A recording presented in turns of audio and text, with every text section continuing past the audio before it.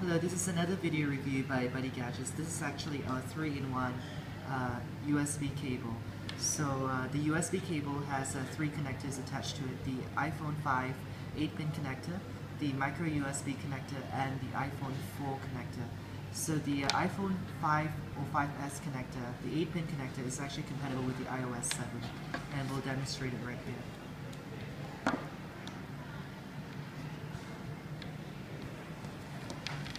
So it actually charges without any issues or any warnings. It says that the cable is not compatible with the iPhone.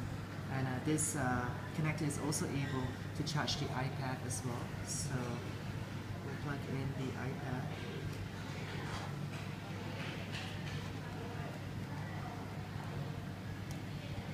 And there you go, the iPad is actually charging too. So, and you can also charge a device that uses the micro USB cable, such as the speakers that we have here. So in fact, this is actually a splitter cable. So all 3 devices are currently charging. Thank you.